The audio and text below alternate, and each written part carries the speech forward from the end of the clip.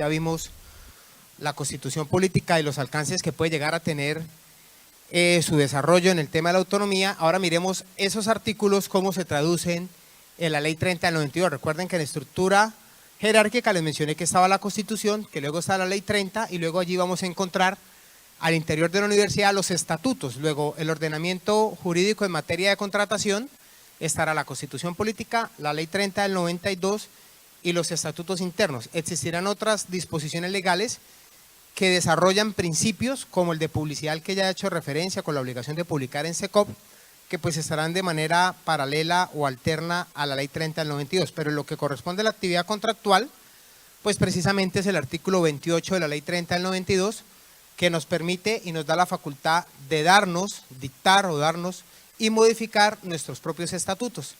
De tal suerte que uno de los estatutos que nosotros hemos dictado en el ejercicio de esa prerrogativa constitucional y legal que es la autonomía universitaria, pues refiere puntualmente al estatuto de contratación. Y esa posibilidad que tenemos de dar y modificar nuestros propios estatutos o ese régimen especial corresponde precisamente a poder establecer, arbitrar, es decir, dirigir, coordinar los recursos necesarios para el cumplimiento de nuestra misión social y el funcionamiento institucional, que es básicamente lo que nos ha encomendado el Estado y la sociedad. El artículo 57, quiero resaltar de aquí, que de manera expresa, la Ley 30 del 92, en desarrollo, insisto, de ese principio de autonomía universitaria, establece que ese régimen especial que tenemos las universidades estatales u oficiales, comprende organización y elección de sus directivas, del personal docente y administrativo. Luego, nosotros tenemos un sistema especial de carrera, valga la oportunidad de recordarlo, que nosotros no hacemos concursos públicos a través de la función pública o a través del sistema general de carrera, sino tenemos nuestro propio reglamento. ¿Qué atendemos? Un principio. ¿Cuál principio? El de méritos. Luego son públicos, convocatorias públicas abiertas de méritos, pero en nuestro propio sistema de selección de personal docente y administrativo. Y eso tiene dentro de su alcance tener un propio régimen financiero, un régimen de contratación, control fiscal y un régimen de seguridad social en salud, como ya lo había mencionado. Luego nosotros tenemos la posibilidad de dictar nuestro estatuto de contratación. Y el artículo 93, recuerden que les mencioné 3 artículos de la Ley 30 que desarrolla ese principio de autonomía universitaria en materia contractual. El 28 que dice que nos podemos dictar y modificar nuestros estatutos, el 57 que dice que podemos tener nuestro propio régimen de contratación y el 93 que advierte que los contratos que celebre la universidad para el cumplimiento de sus funciones se regirán por las normas del derecho privado. Si recuerdan por allá una sentencia del 94 que les mencioné que señalaba que los contratos que celebren las universidades se rigen por el derecho civil y el derecho comercial, es decir, el derecho que rige las relaciones contractuales entre los particulares. Luego, eso que dijo la Corte encuentra sustento en el artículo 69 de la Constitución Política, que si bien no lo dice de manera expresa, sí dice que podemos dictar nuestras propias normas en materia de contratación con el propósito de cumplir con nuestra misión social. Aquí el artículo 93 sí dice que estos contratos se regirán por las normas de derecho privado, es decir, derecho civil y comercial. Ahora les voy a dar una breve explicación a partir del concepto de contrato que trae el Código Civil y el Código de Comercio para que entiendan un poco cómo funciona el tema. Insisto, particularidades tenemos sí en que selección de contratista y en algunas funciones asociadas al control, vigilancia y control de nuestra actividad contractual. Pero por lo demás, en base conceptual, en concepto, en obligaciones, en derecho aplicable para la resolución de conflictos, tenemos las normas civiles y comerciales presentes en nuestro régimen de contratación. ¿Qué se exceptúa de esta norma? Los contratos de empréstito, los cuales se regulan. Este decreto ya no existe, ya fue derogado. Este decreto era el que existía antes de la Ley 80 del 93, por eso la norma dice las demás disposiciones que lo modifiquen, complementen o sustituyan. El decreto 222 del 83 fue derogado cuando se expide en su momento la Ley 80 del 93, que es el Estatuto de Contratación Estatal. ¿Cuáles son los contratos de empréstito? Son los contratos a través de los cuales las entidades públicas adquieren deuda pública, son préstamos. La universidad a la fecha no tiene deuda pública, nosotros no nos hemos endeudado para adelantar un proyecto de inversión alguno, pero si algún día fuese necesario adquirir un préstamo con la banca, lo haríamos a través de un contrato de empréstito. Y ese contrato, por expresa disposición del legislador, si esta norma no cambia, se regiría por la Ley 80 de 1993, no se regiría por el Estatuto de Contratación nuestro. Luego ustedes van a encontrar en el Estatuto de Contratación UIS que lo que corresponde a ámbito de aplicación hicimos más o menos una transcripción o un parafraseo del artículo 93 para indicar que el régimen de contratación de la universidad será el de derecho privado, salvo los contratos de empréstito que se deberán regular por la Ley 80 de 1993 en concordancia con lo que establece el parágrafo del artículo 93. Esas tres disposiciones, artículo 28, artículo 57 y artículo 93, sustentan el régimen especial de contratación que tenemos las universidades en el desarrollo de ese principio de autonomía universitaria. Contratos civiles y comerciales. Recuerden que he mencionado en reiteradas oportunidades que por expresa disposición del legislador y alcance que le ha dado la jurisprudencia constitucional, la contratación o el régimen de contratación de las universidades tiene efectos civiles y comerciales. Yo quise traer a colación dos definiciones propios de la legislación civil y propios de la legislación comercial para que veamos que hay coincidencias y explicarles un poco la diferencia y entender el alcance de esa expresión. El artículo 864 del Código de Comercio dice: el contrato es un acuerdo de dos o más personas para constituir, regular o extinguir entre ellas una relación jurídica patrimonial. De forma simple, los contratos comerciales son acuerdos legales que realizan dos o más personas para pactar lineamientos y disposiciones sobre alguna relación mercantil o comercial que exista entre las partes. Esa es la definición del contrato comercial. Un acuerdo de voluntades, a través de ese acuerdo de voluntades yo puedo constituir, regular o extinguir una relación jurídica. Entonces, a través de un contrato comercial, por ejemplo, un contrato de suministro, yo puedo constituir una relación jurídica. ¿Entre quién? Entre la universidad y la empresa que me va a suministrar determinados bienes. Celebro un contrato de suministro de papelería. Es un contrato comercial en donde estoy estableciendo una relación jurídica en donde como contratante yo voy a requerir a mi contratista para que me despache o me entregue ciertos elementos de papelería que yo previamente he identificado y he pactado unos precios unitarios con ese contratista. De tal suerte que en el mes 1 de ejecución del contrato, si yo le pido que me mande 1000 resmas de papel, bon o carta, yo ya sé que son a 15.000 pesos. Luego, el valor a pagar por ese mes será multiplicar las unidades individuales que pedí por las que realmente me despachó. ¿Y eso dónde está escrito? En el contrato. Luego, ¿qué me toca hacer como supervisor? Pues corroborar que en el mes 1 el contratista me despache lo que yo le pido. Que lo que yo le esté pidiendo esté dentro del contrato. Y que yo hubiese pactado ese precio y me esté cobrando lo que está pactado en el contrato. ¿Qué más le puedo pedir? Que es que cuando empecé a revisar el papel encontró que tiene deficiencia. Entonces yo fijé de alguna otra manera un procedimiento para las garantías o una disposición contractual que yo digo que si el papel sale deficiente yo le pido el cambio y él me tiene que responder sobre el cambio entre los 5 días siguientes, por colocar aquí una fecha. Luego, ¿qué tengo que hacer como supervisor? Pues el ejercicio de la reclamación y velar porque entre los 5 días mi contratista me resuelva. ¿Dónde está escrito eso? En el contrato. ¿Quién fijó las condiciones del contrato? La universidad, porque nosotros somos quienes estamos fijando las condiciones del requerimiento que necesitamos. Por eso les advertía, siempre celebro mi contrato como si lo estuviera haciendo con mi peor enemigo. Y permítanme utilizar la expresión porque es decir, con el nivel de exigencia necesario, ¿cierto? Razonable también. No puedo ir a pedirle un imposible al contratista porque si no, en la verificación de condiciones del mercado, ningún contratista me va a presentar oferta porque va a decir, no, bajo esas condiciones yo no puedo trabajarle.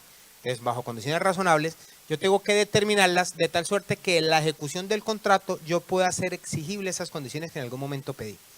Y entonces fíjese la dificultad que tenemos para que vayamos planteando el por qué a veces se hacen los hallazgos y pasan las cosas. Y es que si yo planeo mi contrato y yo planeo una forma de satisfacer una necesidad, yo le estoy diciendo a todos los posibles oferentes que yo tengo una necesidad y que la quiero satisfacer de la siguiente manera, con que me provean de ciertos bienes o de ciertos servicios. Si de manera sobreviniente, es decir, si después de la celebración del contrato yo cambio esas condiciones contractuales, me pueden estar advirtiendo por parte de una auditoría de ese contrato la falta de planeación. Así usted indique que la nueva condición contractual es la mejor, es mejor que la de antes. No, es que, mire, créame que esto es una berraquera y ahora esto va a ser mejor así.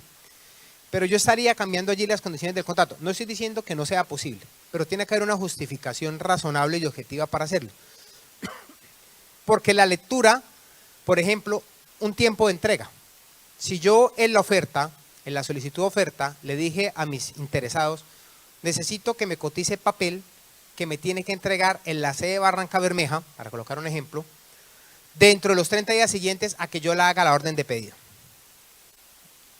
Si luego del contrato celebrado y realiza el primer despacho, el contratista me dice, vea, yo no le entrego en Barranca, porque no tengo cómo llegar allá.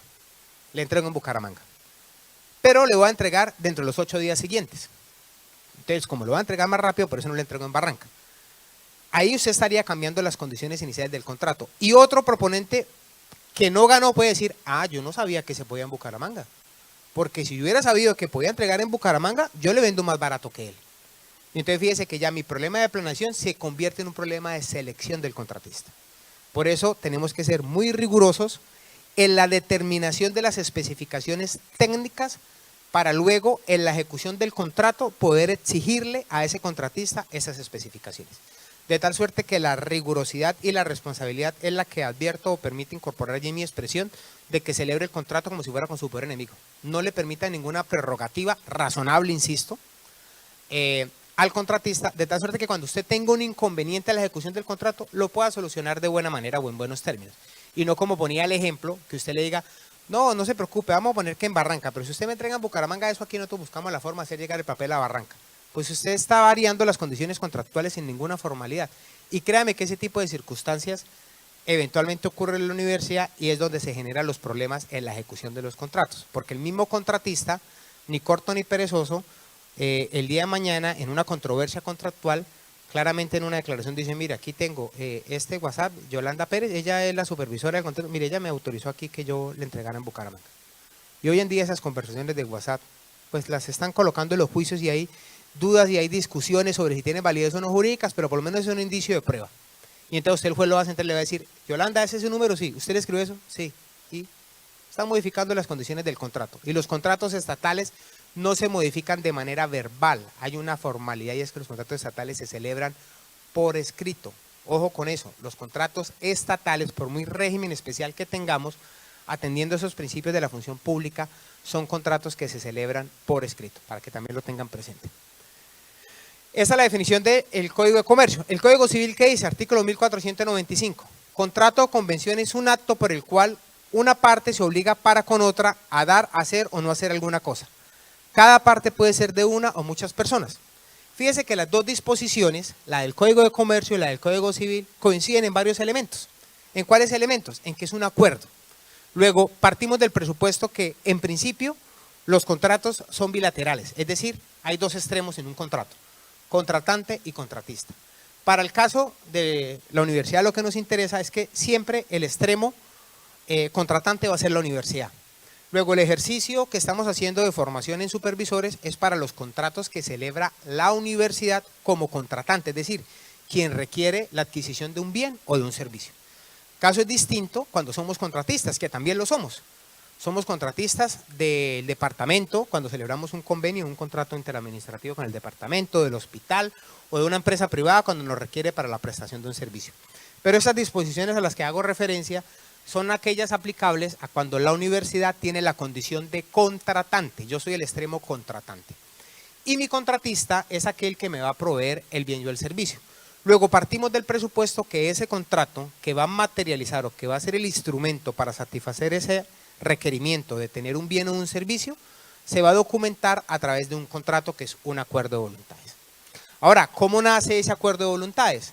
Nace a partir de que como entidad contratante planteo unas condiciones iniciales bajo las cuales yo quiero que me presten el servicio o que me provean los bienes. Y entonces por eso insisto y hago énfasis en que una supervisión contractual puede llegar a ser simple o sencilla en la medida que las especificaciones identificadas en el proceso de planeación contractual sean claras. Porque es que eso le facilita a usted el trabajo como supervisor. Y fíjese que pasa lo siguiente, y el estatuto lo contempla, dice el estatuto de contratación. Cuando la unidad gestora sea quien identifica la necesidad, ¿cierto? Sea quien identifica la necesidad y el ordenador del gasto sea otro, ese ordenador del gasto puede decirle a la unidad gestora, sea usted el supervisor. Y les pongo mi ejemplo. La oficina de asesoría jurídica o el servicio de asesoría jurídica institucional es unidad gestora de los abogados externos que tenemos para la defensa judicial. Yo identifico la necesidad y le digo a la universidad, oiga, la Universidad Industrial de Santander tiene en su planta de personal un único asesor jurídico. y me toca atender conceptos, demandas, tutelas, derechos de petición, jornadas de capacitación y todo lo demás. Luego me toca multiplicarme por 20, no soy capaz solo. Entonces necesito abogados externos que me apoyen en ejercicio de representación judicial. Yo identifiqué la necesidad. Y necesito un abogado o una abogada que tenga tal formación, que tenga tal experiencia. Yo estoy identificando los requerimientos técnicos. Yo no soy centro de costo. El Servicio de Seguridad Institucional no tiene centro de costo. Yo soy adscrito a rectoría, luego yo no soy ordenador del gasto. Entonces a mí me dicen su gasto lo ordena o lo que usted requiera la edición financiera. Entonces el jefe Efraín, jefe de la edición financiera, es el ordenador del gasto. Y el que dice, César, usted que es unidad gestora, usted va a supervisar el contrato. Y es la razón de ser. Porque yo sé qué es lo que necesito, cómo lo necesito y cómo se debe prestar el servicio. Luego, como yo fui el que definí las especificaciones del servicio que necesitaba, cómo se debía prestar y cómo yo iba a evaluar si se cumplía o no con el servicio, pues yo lo superviso. Y entonces yo mismo, más adelante, si identifico una falencia, es mea culpa, digo, la embarré. La embarré porque en mi proceso de planeación me faltó identificar esto, lo tengo en cuenta para el siguiente, ¿cierto? Pero lo que quiero significar aquí es que la planeación contractual en el ejercicio de la supervisión se tiene que articular. Por eso el estatuto sabiamente dice que quien es unidad gestora ejerce supervisión. Porque insisto, él es el que identifica la necesidad. Entonces, allá en la escuela, el profe que dice, oiga, yo necesito para el laboratorio de la escuela un equipo que yo le meta esta muestra y haga esto. Y que haga estas circunstancias y que preste esos servicios y que funcione así. ¿Quién más va a ser el supervisor de ese contrato si el director de la escuela consigue los recursos y pueden adquirir? Pues el profesor que identificó esas necesidades, porque él es el que va a decir, profe, ¿se acuerda lo que usted necesitaba? ¿Es esto, le sirve? Si dice, no me sirve, y miramos la etapa de planeación, y es lo que dice la etapa de planeación, pero eso le quedó mal la etapa de planeación. Porque usted mismo dijo que esas eran sus necesidades. Ah, no, pero es que este equipo no hace lo que yo quiero, pero usted lo preguntó en el sondeo del mercado, usted averiguó que eso existiera. Sí, a mí me dijeron que este hacía esto, pero a medias. Por eso, profe, no era eso. Por eso insisto en la importancia de la planeación contractual, porque eso, de alguna u otra manera, va a facilitar el ejercicio de la supervisión. Y la complejidad de la supervisión puede depender precisamente de la verificación del cumplimiento de esas especificaciones. Existirán obligaciones adicionales en la supervisión, que son aburridoras, sí, hacen parte del ejercicio, pero son accesorias que ya son más de orden administrativo. Oiga, que mi contratista pague la seguridad social. Pues el contratista que está recibiendo ingresos por cuenta del contrato que celebra con la universidad, tiene que pagar seguridad social. Y si es una persona natural y es un contratista independiente, pues me tiene que pagar seguridad social teniendo como ingreso base de cotización el 40% del valor mensualizado del contrato. Entonces, si yo voy a hacer un contrato por 2 meses y vale el contrato en general 10 millones de pesos, pues el valor mensualizado, ¿cuál va a ser? Sin que quiera decir que yo lo vaya a pagar 5 mensuales, porque yo puedo pactar que le pago 10 millones al final. Pero ¿cuál es el valor mensualizado de un contrato de ejecución que es 2 meses y el contrato vale 10 millones? Pues 5 millones. ¿Cuál es el 40% de 5 millones? 2 millones de pesos. Luego, el ingreso base de cotización de la seguridad social que me aporte en salud y en pensiones tiene que tener 2 millones de pesos. Ay, qué pena, es que yo hice la cuenta y puse 1.800.000. Le quedó mal al contratista, vaya y pague el resto. ¿Por qué? Porque nosotros, la ley nos ha encomendado una función de orden administrativo que es velar el cumplimiento, que se realicen bien los aportes al sistema de seguridad social. Y venga, les cuento la historia, porque no es capricho. Y la universidad no dijo un día, voy a enredarle la vida a los supervisores pidiendo eso. Es que resulta que los aportes al sistema de salud, de pensiones y riesgos laborales son aportes parafiscales. Es decir, tienen la connotación de impuesto. ¿Por qué? Porque el sistema de seguridad social trabaja bajo el principio de la solidaridad. Toda la plata ingresa al sistema general de seguridad social, para el caso de salud. El sistema le manda a su EPS una cuota de capitación, que es lo que valdría eventualmente atender su enfermedad, y eso depende de su rango de edad. Los niños tienen una alta cuota de capitación y los adultos mayores también, porque hay más frecuencia o riesgo de que uno se enferme. Cuando uno está joven, pues es menos. Y entonces eso es lo que le manda la EPS, y el resto va para el sistema. Luego hay una entidad que es un coco más que la DIAN, que se llama UGPP, Unidad de la Gestión para el Pago de Aportes Parafiscales, que está mirando y está haciendo auditoría. ¿Cómo hace auditoría? Resulta que nosotros como universidad tenemos la obligación de entregarle a la DIAN información exógena. No sé si han escuchado la expresión. La información exógena es contarle a la DIAN todo lo que yo le pagué a terceros, ¿cierto? Y entonces la DIAN se va a enterar que Pedro Pérez recibió por cuenta de la universidad al año 100 millones de pesos, ¿cierto? Por un contrato de 10 meses de 10 millones de pesos mensuales. Y lo mira eso la DIAN y la OGPP va a decir, y este señor me está pagando seguridad social por un mínimo. Quiere decir que está burlando, ¿cierto? Está defraudando el sistema porque está pagando seguridad social por menos de los ingresos. Y entonces me va a decir, ¿y dónde era contratista? La UIS. Usted va a llamar a la UIS. UIS, ¿usted qué hizo para controlar eso? Ah, no, no se preocupe, eso está bien, mi supervisor hizo la tarea. Supervisor, ¿usted qué hizo? Nada. Hombre, tenía que hacerlo. Tenía que tomar la seguridad social y corroborar que la misma correspondiera al ingreso base de cotización. Y esa es la razón de ser, porque eventualmente nos podemos volver solidarios. Claro, en primer lugar, ¿qué va a hacer la UGPP? Va a llamar a contratista y decirle, Pedro, reliquídeme y págueme. Y si Pedro no le paga, no solo va a decir Pedro, va a decir, Pedro y Luis, vengan para acá. Usted porque faltó a su deber de inspección y de cuidado y de requerir a su contratista, y usted por hacer mal la tarea. Entonces, esa es la razón de ser de ese tipo de obligaciones o de cargas administrativas. Pero volviendo a la historia, fíjese que el contrato es un acuerdo.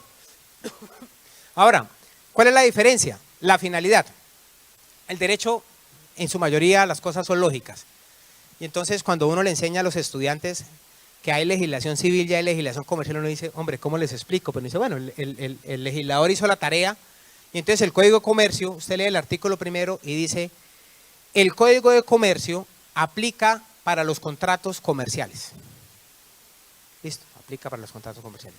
Y él dice el artículo segundo, dice, y los contratos comerciales son los que celebran los comerciantes. Está bien, y uno dice, ¿y quiénes son los comerciantes? Los que celebran contratos comerciales. Eso dice el código. Entonces, básicamente, la razón de ser es cuando, fíjese que hay un elemento bastante importante en la relación comercial, que alguna relación mercantil dice, una relación jurídica patrimonial. Mi contratista no me vende papelería como una acción de beneficencia pública, sino porque él tiene una empresa y él quiere tener ingresos. Y yo como universidad no le compro papelería para guardarla, sino porque la necesito para el desarrollo de mi función, que es la educación. Luego uno diría que es un contrato comercial, porque estoy generando una relación jurídica de orden patrimonial. Luego ese contrato de suministro, ese contrato de arrendamiento, ese contrato de compraventa, ese contrato de prestación de servicios, donde mi contratista busca un lucro, busca lucrarse, busca tener un ingreso, está desarrollando una actividad comercial, pues son contratos comerciales. Luego, los contratos que celebra la universidad, en principio y por regla general, se regulan por la legislación comercial. Eso en cuanto a lo que corresponde a su contenido, a su forma y a las disposiciones asociadas a este tipo de contratos, insisto con la salvedad que por ser nosotros entidad estatal, tenemos que tener los contratos por escrito, porque los comerciantes sí tienen una facilidad. Los comerciantes pueden hacer contratos verbales, ¿cierto? Usted como comerciante puede simplemente ir con el señor de la papelería al frente y decirle, vea, usted sea el que me suministra papel y usted me va a entregar cada mes y las condiciones son verbales. Pero nosotros como universidad no podemos hacer eso pese a que nuestro contrato de suministro es un contrato comercial, porque la ley nos exige una formalidad y es que sea por escrito. ¿Y por qué nos pide que sea por escrito? Porque recordemos que además del régimen de contratación tengo que corroborar un tema de orden presupuestal. Y entonces yo tengo que identificar que tengo un certificado de disponibilidad presupuestal para poder comprar ese bien o ese servicio. ¿Eso qué significa? Que yo en mi ejercicio de planeación presupuestal de la vigencia 2023 incorporé presupuesto para comprarlo. Hasta ahora sé que lo tengo, por eso se llama certificado de disponibilidad presupuestal. Con eso estoy certificando antes de adquirir el bien o el servicio que tengo presupuesto. Ahora, de manera adicional, con los cambios que se incorporan al ordenamiento jurídico, no solo me toca mirar el presupuesto, sino como ya lo indiqué esta mañana, me toca mirar plan de compras. Ah, y esa compra está dentro de mi proceso de planeación de compras del año 2023. Sí, sí está, bueno, entonces tengo plan de compras. Ya tengo disponibilidad presupuestal y tengo plan de compras. Selecciono a mi contratista, hago el proceso de planeación, celebro el contrato y para asegurar que ese presupuesto que yo tenga disponible no se vaya a desviar para otro lado, cuando yo genero en el sistema la orden, que es informalidades plenas, el sistema de manera simultánea genera algo que se llama registro presupuestal. Y el registro presupuestal es que este presupuesto que yo tenía disponible, estos 10 pesos que yo tenía disponible de papelería, ya no están disponibles. porque están registrados a nombre de la papelería ZZ, en un contrato, comprometidos en un contrato. Luego, este registro presupuestal se va a agotar en la medida que yo lo voy haciendo pagos. Y puede ocurrir que al final del contrato, que eran 10 pesos, yo solo ejecute 8 y me queden 2. Cuando yo liquide ese contrato, ese presupuesto se va a liberar y entonces vuelve a quedar en presupuesto 2 pesos, ¿cierto? O puede ocurrir, que es lo que ocurre normalmente, que se agote completo y llegue a los 10 pesos y al final la liquidación diga saldo a favor de la universidad, 0, saldo a favor del contratista, 0, luego ya nos agotamos el presupuesto del contrato, ¿de acuerdo? Entonces, por eso está la necesidad o el requerimiento de que nuestros contratos sean escritos, porque debemos documentar la existencia de esa disponibilidad presupuestal y luego el posterior registro presupuestal, este último que se constituye en un elemento de ejecución del contrato. Ahí es donde aparecen los famosos hechos cumplidos. Y entonces llaman de la unidad a la papelería, oiga, hágame un favor, es que esta tarde tenemos que hacer una reunión y necesitamos 10 cartulinas. Me las manda y llega las cartulinas y al día siguiente hace el contrato. Eso es un hecho cumplido en lo público. Y es legalizar una circunstancia o un contrato que ya se dio. Y eso administrativamente no es posible. Porque si yo atiendo la rigurosidad de las normas, mi certificado de disponibilidad presupuestal tiene que ser previo a la ejecución del contrato. Mi registro presupuestal tiene que ser previo a la ejecución de contratos. Mi plan de compras tiene que ser previo a la ejecución del contrato. Si a mí me trajeron las cartulinas hoy en la tarde y mañana saco el CDP, mañana saco el plan de compras, llega el registro presupuestal, estoy haciendo actuaciones sobre un hecho que ya se cumplió. Por eso se llaman hechos cumplidos. Y entonces es una dificultad desde el punto de vista administrativo porque en principio yo no podría hacer ese contrato y me vería en la imposibilidad administrativa. Y mire, créanme que esto pasa, ese tipo de circunstancias se dan y uno parte del presupuesto, que es el desconocimiento, no es mala fe, a veces las urgencias, pero hay que evitar al 100% este tipo de circunstancias. No pueden ocurrir al interior de la universidad como entidad pública, así tengamos muy régimen de contratación, que yo ponga a mi contratista a prestar un servicio sin tener formalizado un contrato. Además, porque puede ocurrir que el contratista, yo le diga que empieza a ejecutar y resulta que me toca hacer un proceso de selección y lo hago y gana otro. Y el contratista llega a la mitad del contrato ejecutado. Y entonces ahí es donde empiezan a hacer, ¿cómo hago para que gane el que ya está ejecutando? Y créame que ninguna mala intención, no le pongamos a esto el picante de que hay un arreglado entre el contratista y el que está haciendo el contrato, no, simplemente por la necesidad, por la urgencia y por el descuido de decirle arranque que después cuadramos, se pueden presentar ese tipo de inconvenientes. Entonces siempre tengan presente que pues eso no puede ocurrir al interior nuestro. Entonces básicamente, a partir de estas dos definiciones, pues la legislación que regula la contratación de la universidad, pues en principio es legislación de orden mercantil o de orden comercial.